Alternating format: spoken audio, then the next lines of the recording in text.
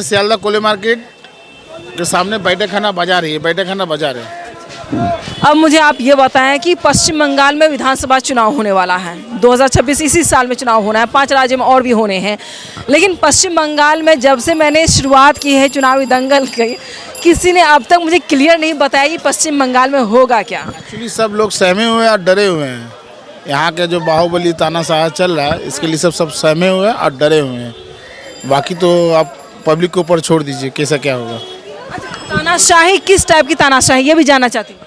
अगर कोई मुंह खोलता है तो उसको बिजनेस पे अपॉर्चुनिटी होगा या फिर उसको कोई काम में डिस्टर्बेंस होगा, इसीलिए और कोई नहीं बोलने मांग रहा। इसलिए नहीं बोलना चाहिए। क्या आज भी मतलब पश्चिम बंगाल की जनता को आज़ादी नहीं मिली है? जी बिल्कुल नहीं। आज तक जस्टिस होता तो आर्टिकल मिल जाता। अब तक आपका कस्बा लॉ कॉलेज में आर्टिकल जस्टिस मिलता, कुछ भी तो नहीं मिला। अभी तक तो वही चल रहा है प्रोसेसिंग। तो क्या आप लोगों ने कभी भी ऑफ कैमरा ये चिंता जाहिर की है कि आखिर यहाँ की जनता, यहाँ की आवाम, यहाँ के वोटर्स हैं, उनका अधिकार है सत्ता पर सवाल पूछना। सरकार जिसकी भी हो, पार्टी किसी की हो, उससे मतलब नहीं, सत्ता हुकूमत जिसकी भी हो, मुझे सवाल पूछना है। हम नागरिक हैं, हमारा ये अधिकार है। तो यहाँ की जनता को वो अधिकार क्यों नहीं दिया जा रहा है? यहाँ टोटली एक पार्टी का, रूलिंग पार्टी का तानाशाही चल रहा है, जिसका आगे पीछे कोई बोलने वाला नहीं है। वो अपना अगेंस्ट में किसी का खिलाफ, अपना खिलाफ किसी का बात सुनने नहीं मांगते हैं, चाहे वो आम पब्लिक हो, चाहे विरोधी दल हो, चाहे कोई भी हो। आपको क्या लगता है 2011 से ममता बनर्जी की सरकार है, 15 साल से कंटिन्यू रूलिंग पार्टी अभी टीएमसी है। इससे पहले कम्युनिस्ट पार्टी थी, वाम दल, यानी क्या ज्योति बासु जी का मतलब सरकार रही है 34 साल कम्युनिस्ट की, सीपीआईएम की। तो वो सीपीआईएम की सरकार सही थी या ममता बनर्जी की सरकार सही है?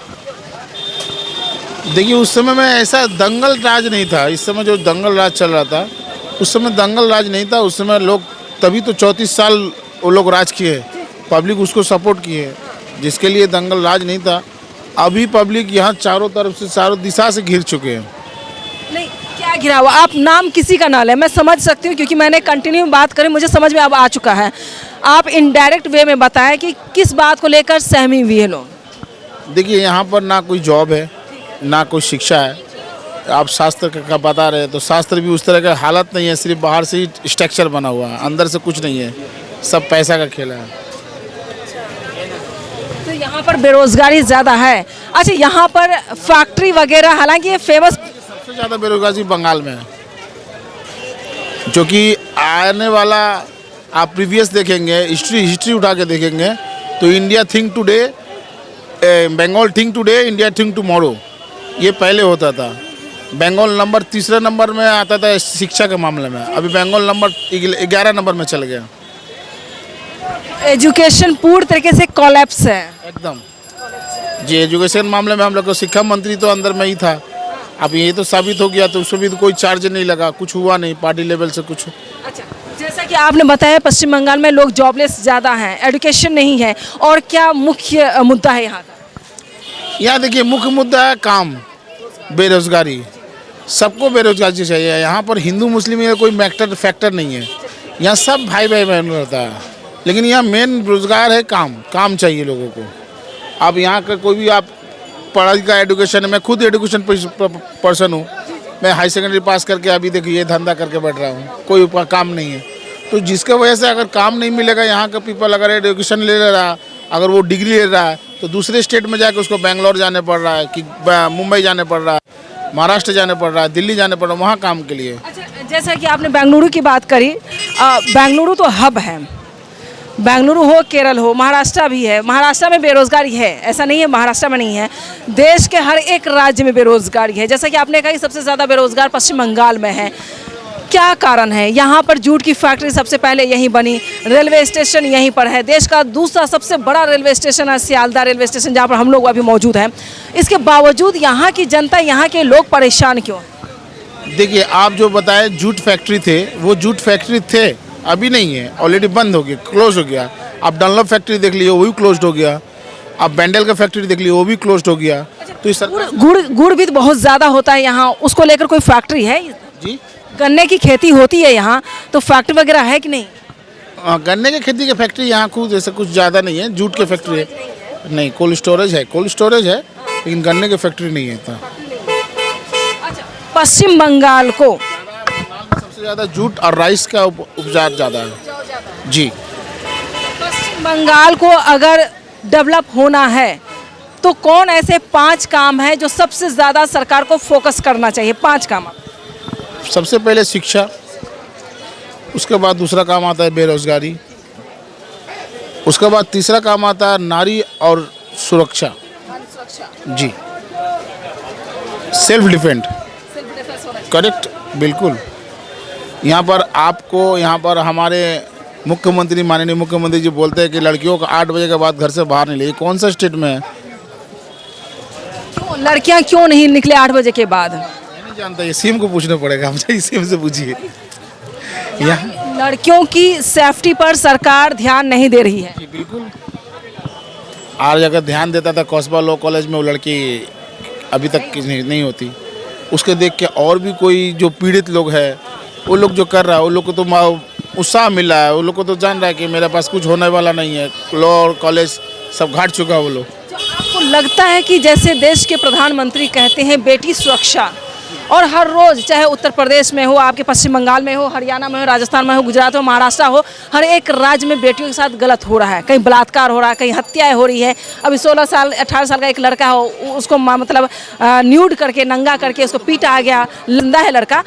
ये बांग्लादेश की तो बात अलग है, बांग्लादेश में हत्या की गई है, आगजनी होकर के आग लगाई गई थी। तो क्या आपको नहीं लगता है जहाँ पर GST पर या जो भी कानून बनाया जा रहा है केंद्र सरकार द्वारा तुरंत लागू किया जाता है, तुरंत इफेक्ट उसका होता है, तो क्या सरकार द्वारा डेथ पेनल्टी की बात क्यों नहीं होती? क्यों नहीं फांसी की सजा की बात हुई थी, इसके बावजूद क्यों नहीं इन अपराधियों पर शिकंजा कसा जा रहा है? क्या वजह आपको भी लगती है? देखिए, देश का बाहर का दुश्मनों को सफाई पहले करना चाहिए, तो सबसे पहले देश का अंदर के दुश्मन को सफाई करना चाहिए। जो आपका घर में आपका हित में रह के वो आपका दुश्मनी करता है, जो इसका सपोर्ट नहीं करता है, जो 1 रूल्स 1 आइन जो मोदी जी चालू कर रहे हैं वो सपोर्ट नहीं कर रहे हैं।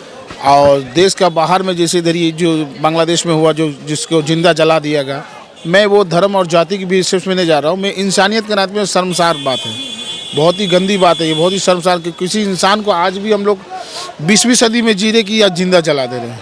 सुप्रीम कोर्ट ने लिंचिंग जो लगातार हो रही थी, कई मुस्लिम, ज़्यादातर 50% मुस्लिम लोगों को मारा गया है, लिंचिंग जब हुई है, तो जब आप कहते हैं ना पेड़ जो बबूल का लगाएंगे तो आम कहाँ से होगा, ये बात है, ये इंसानियत की बात है।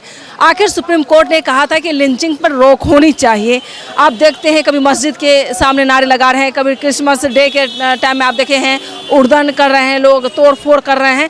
यहाँ तो हर जाति, हर धर्म, हर मजहब के लोग रहते हैं, शांतिप्रिय देश है, लोकतांत्रिक देश है और दुनिया का सबसे मजबूत लोकतंत्र है हमारा देश में। इसके बावजूद भी अगर इन चीज़ों पर सरकार द्वारा, केंद्र सरकार, राज्य सरकार राज्य को संभाले, केंद्र सरकार को तो ध्यान देना होगा ना, ये चीज़ें नहीं होनी चाहिए।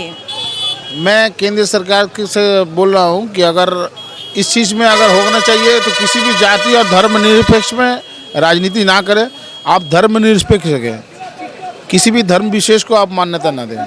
आप सबसे पहले देखिए कि वो इंडियन है, वो लागू है, पहले वो देखिए, पहले इंसानियत है, इंडियन है, वो हिंदू मुस्लिम बाद में आएगा। हिंदू मुस्लिम की बात होती है, हालांकि मैं अपने चैनल पर हिंदू मुस्लिम की बात करती भी नहीं हूँ, लेकिन बेरोज़गारी मुद्दा, एजुकेशन, तमाम चीज़ें बताई आपने। लिंचिंग की को लेकर मैंने आपसे सवाल पूछा, आपने कहा कि इंसानियत देखनी चाहिए, तो लिंचिंग पर रोक होनी चाहिए। बिल्कुल रोकना चाहिए, बिल्कुल रोकना। अगर इस बार माहौल बदल रहा है, जो तस्वीरें बदल रही पश्चिम बंगाल की, आज से 34 साल पहले की अगर बात करते हैं तो यहाँ पर CPM की सरकार है, जैसा आपने कहा कि अच्छी सरकार थी, किसी तरह की दिक्कतें नहीं होती थी। TMC की सरकार हुई तो कुछ दिक्कतें आई है, बहुत ज़्यादा दिक्कत आपने भी खुलकर नहीं बताया, जो मैं समझ सकती हूँ। और तीसरी बात कि इस बार क्या लग रहा है, माहौल क्या बनने वाला है पश्चिम बंगाल में? ये तो पश्चिम बंगाल की पब्लिक चुनेगी क्या बनने वाला है। क्या लग रहा है, कुछ बदलाव लग रहा है क्या?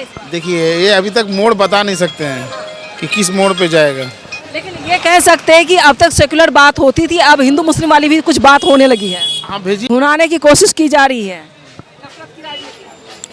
देखिए, मैं नफरत के राजनीति नहीं बोलो, सत्ता का राजनीति है, टोटल सत्ता का खेला है, गेम जी। और कोई है यहाँ पे जो खुलकर बता सके, जैसे आपने बताया, इनडायरेक्ट में बताया लेकिन बताया, न्यूज़ विन जी, नहीं, आपका नाम? नेहा।